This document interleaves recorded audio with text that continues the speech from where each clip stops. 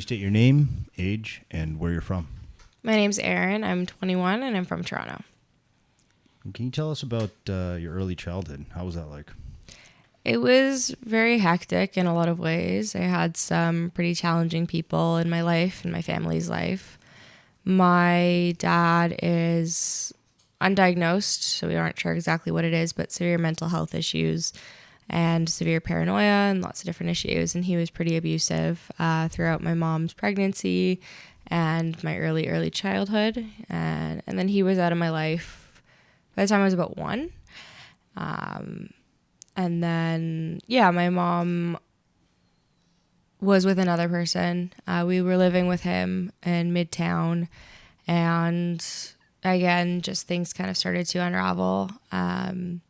He was also pretty abusive and struggling with drug addiction. And my mom, she had cancer at the time, when I was about 7 years old, breast cancer. And it was really just, I felt very alone. I felt very like no one was there to look after me kind of thing. And that I just had to be really, really independent. And up until this point, I'd been a very quiet child. Right. And, kind of with mom's cancer and living in that house, that's when I started to really not be able to hold it in any longer. And I spent the better part of 2 years screaming, literally, so that I was trying to tell people that I wasn't safe, that I wasn't okay, that we weren't okay. And with everything going on, I wasn't heard. And did you have siblings during that time where you could like rely or depend on? Or was it just, are you the only child?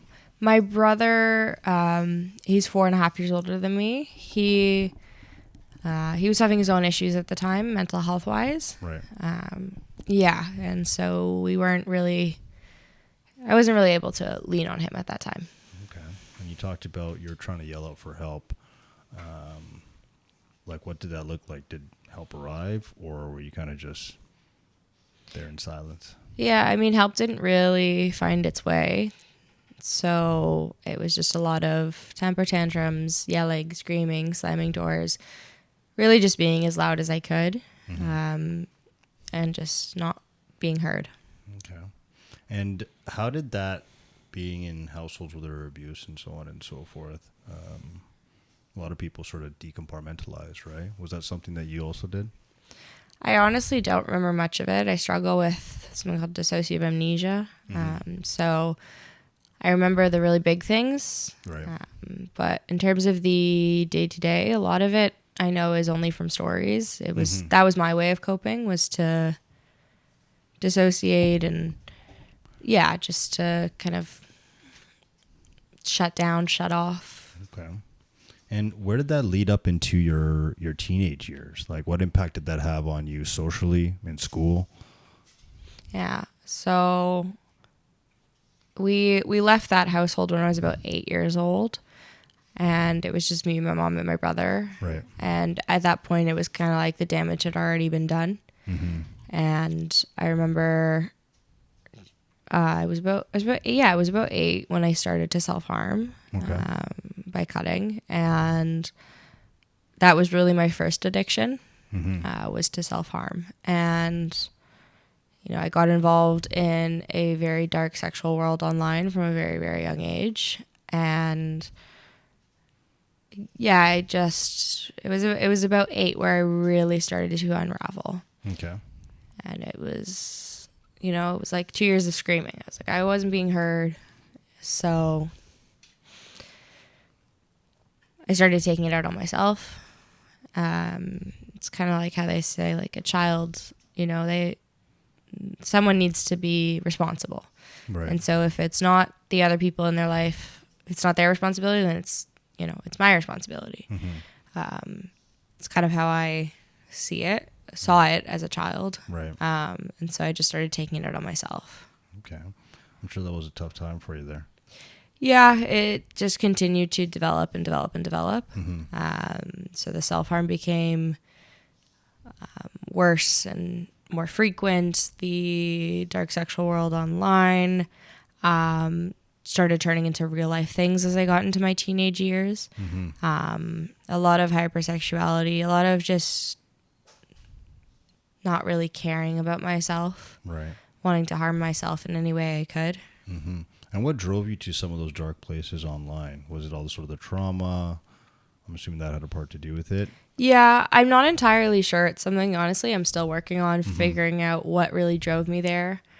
I think in that world, I felt very seen. I felt very heard. I felt very wanted. And it was nice to feel wanted. And you mentioned it kind of went from this sort of fictitious online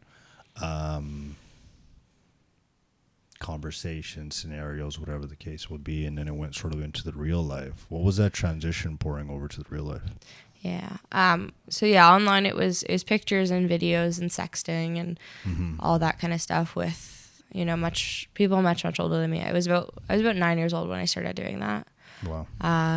Yeah. So it probably about 12 or 13.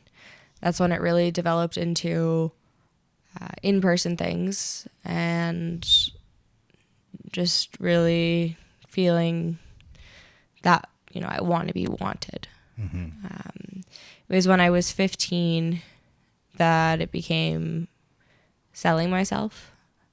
I went online to one of these websites where it appears to be a dating website, but it's not. And it's cash for sex, gifts for sex, all this kind of stuff for your time. Right. And yeah, so at 15 I started doing that. I remember like there was this one guy who I saw quite a bit and later found out he was 70. And it's still something that, you know, kind of rots in my brain today. I can imagine. Yeah, I just, you know, it wasn't like full blown when I was 15. It wasn't an everyday thing. It was, oh, I have time here. Okay, I'll go see you. And, Right. you know, I had drugs supplied to me as well, like weed and alcohol. I was obviously 15. I didn't have an ID to buy anything like that, my vapes. And I just really became pretty dependent on weed. I wouldn't say it was in full blown addiction at that point. But pretty dependent on weed, yeah. Now, did drugs and alcohol start taking a larger part as you're sort of progressing in this side? Absolutely. Okay. Absolutely. It was also, you know, I wanted to be cool at school and I wanted to fit in and I wanted to be liked. It's what a lot of my life has been like, of, you know, not really having a voice, shutting myself down so that I'm liked, so that I'm wanted, so that I'm needed. Right. So I started smoking weed pretty much every day at school when I was in high school, around that 14, 15 period. Yeah, and so just life was just unraveling and unraveling and unraveling. So I've got the sex addiction going on, I've got the drugs going on, I've got family stuff going on, and I just kind of completely broke. I just, you know, I'd had quite a lot of suicide attempts at this point already. Right. My wrists were very cut up. My legs were very cut up. You know, scars everywhere. And yeah, I really wasn't a person at that point. Right. Yeah. And then you mentioned that it was a lot, right? It was just a lot. And where was the point in any point here where you decided to seek help or you were guided towards help? And what did that look like early on when you perhaps were seeking these things out? I mean, my mom is a therapist, and so she got me into therapy pretty young. Okay. I started therapy when I was about 5 years old. And I remember just like jumping from therapist to therapist to therapist. Right. And really never being open to doing anything about what was going on. It took a while for me. I mean, I started therapy at 5. I didn't go away to treatment until I was 16. And yeah, it was not something I was open to. Okay. It was something that I was, oh, I don't have a problem, and, you know, stop trying to fix me. And I'm not broken. Right. So you wanted the help, but also was resistant to it as well. Yeah, It was really when I had a really bad almost attempt. I snuck out of my house one night, and I was 16. I'd already dropped out of high school at this point. We were already looking at treatment options. Right. Yeah, we already, we were looking at Pine River. We were looking at lots of different places in Ontario, in Toronto, wherever we could. And wait lists were just 6 months to a year, even for a private bed. Right. And I was not going to make it. And I went to my mom and I said, I found this place in Thailand. And she said, you're 16. There's no way I'm sending you to Thailand. And I just continued to unravel in the next few weeks. And then one night I found myself at Leaside Bridge. I was calling her to say goodbye when a stranger pulled over and got me to sit down. And my mom came and she said, okay, you're going to Thailand. So 3 weeks later, I was on a flight. Okay. And this place in Thailand, like, did it cover mental health and addictions? Was it focused on one or the other? Were you trying to battle both at the same time? Is that kind of why you went there? At that point, my addiction, specifically with drugs and alcohol, I wasn't there yet. Okay. Where I was ready to be like, this is a real issue. Right. Like I said, at this point in my life, I was definitely very dependent on weed, but it definitely wasn't where it became a few years later. Okay. Which I'll get into that later. Yeah. But yeah, I was in the mental health stream at this place in Thailand, and it was an adult center, and I was not the right fit.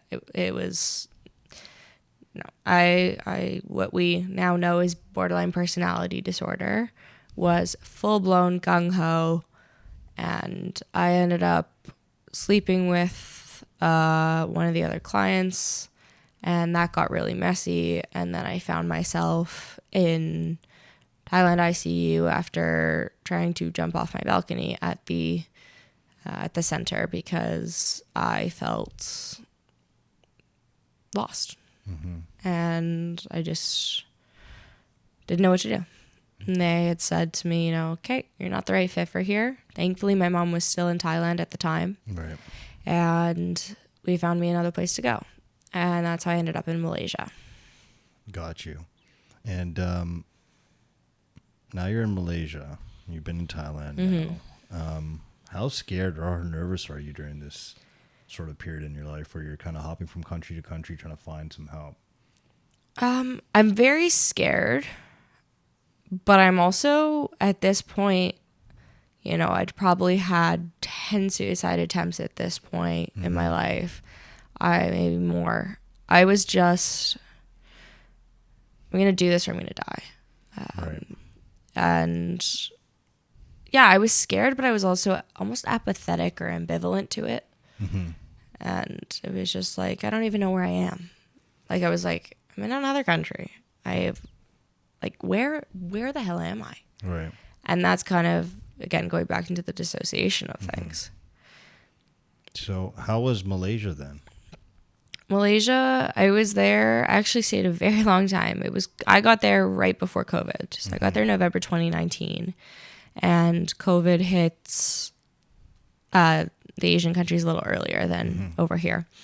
So I remember COVID hit. We went into lockdown. We were in lockdown for a long time. And the airports closed. Malaysia did not want to open their airports. So I stayed 3 years. Well, 2 years and 10 months. But wow. Yeah, I went through many ups and downs. And the primary focus of my treatment was my BPD and my depression.